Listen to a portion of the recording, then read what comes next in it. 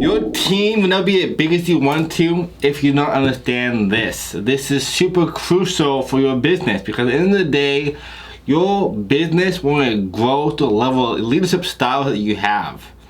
So if you master leadership in these 4 languages, your business will skyrocket. This is a fundamental part for going even faster. What's going on, everybody? My name is Leonard Suber. I'm top 100 at my company of 90,000 agents globally. I've coached thousands of agents across the globe, helped them 10x their team size. Other people are even 15x their team size through our strategies. And this is actually going to be having a recruiting secrets course that is honestly should be kept there, not on YouTube because it's so valuable. But I want to sell these 4 languages for you guys. Again, when we understood how this works, our business exploded. Because great leaders, they talk to people the way when we talk to. And average leaders talk the way when we talk themselves. Let that sink in. Great leaders talk to people the way when we talk to when we led. And average leaders lead or talk to people the way when we led themselves. So this 4 leadership styles will be a lot to understand how to go even faster. Without further ado though, let's jump into it. Leadership is everything, which is why I've coaching thousands and thousands of agents for you to develop our own leadership style languages and help you a lot build even faster.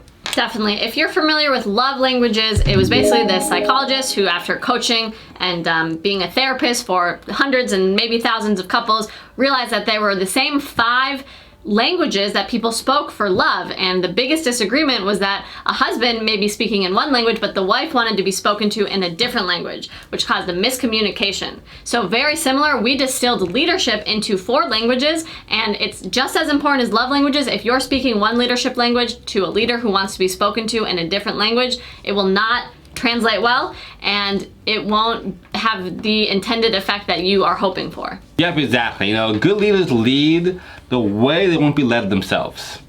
However, great leaders lead other people where they won't be led themselves. So it's not about us, it's about them. Meet the people where they're at. That's why we developed these 4 different languages for leadership. Number 1 is praise. So this is basically just one-on-one praise. Like if I see that you're doing a good job, I will text you, or I will call you, or I will write you a letter, something that's kind of intimate between the 2 of us, but giving you explicit praise, telling you, hey, I see you're doing a good job, congratulations on that closing, congratulations on that agent you just recruited, or congratulations, I see your YouTube channel. Whatever it is, just praise them, use words to make them feel good about what they're doing. Number 2 can be competition. This is who I am. I want to be the best on all things I do. And if I see people doing great, I make me even better myself. If you guys using this competition language of leadership, find a way to inspire your people to have a values other people. A competition that's friendly, to do better, to push their ego a little bit higher, to really make them go deeper in themselves, become the best selves for you and for themselves especially. And a royal tip on this, you never want to say, oh, well, Jordan's doing better than you, so I know that you're capable of more.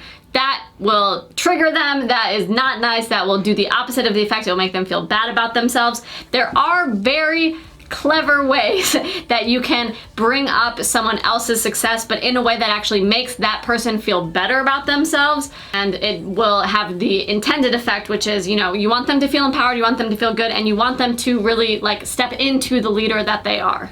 Yeah, it is a powerful way to help your team grow faster, especially for super ambitious. And our 3rd way is probably empowering other people.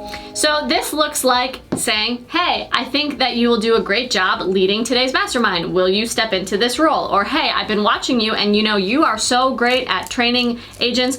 Do you want to be our coach within the team or the brokerage or the downline? Basically, showing them that you respect them, that you trust them, that you see they're doing a good job, and then putting them into positions or delegating different tasks to them so that they can see it themselves. Yep, and now the last one is going to be the majority of people you run across, which is going to be the provider. Provider leadership style is all about, hey, these people want leads, they want people to help open houses, to yard signs and so forth, to make connections with them and so forth. Really provide for them the most basic thing you can think of. People who won't open houses by themselves, you give them open house, like, wow, I've opened house, thank you so much. Which is something you all know you can just do by yourself.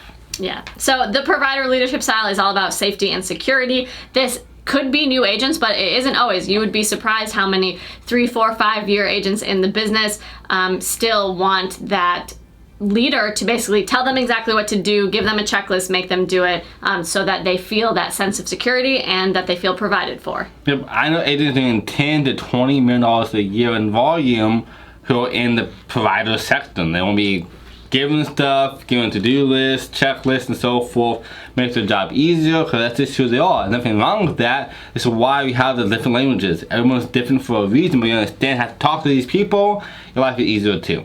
And on that point, I actually really want to differentiate. Providing doesn't mean I'm giving you money, or I'm giving you clients, or I'm giving you leads. Like Jordan said, it could just be a checklist. It could be a to-do list. It could be I'm giving you very clear directions on what you want to do, a very clear business plan. You know, just something that is very clear and makes the agent feel like they have someone who is telling them what to do. Yep, exactly. Today's homework for yourself is, one, down below we actually have a breakdown of all 4 languages for you, but also decide on who fits each one of the languages of your team down in the books already. And for fun, just think about what your leadership style is. All of the best leaders also have leaders that have led them there. So I'm sure that you know, even just thinking of this, you're probably like, oh yeah, that one is definitely me. I hope you guys enjoyed that video. I love the leadership languages that we designed. Helped us so much grow our businesses to over 100 plus people across 20 states. People on my team also doing the same exact thing through these strategies. Right? It's so important to understand these languages. So if you take notes, also make sure to subscribe as well. Give it a like and give it a comment.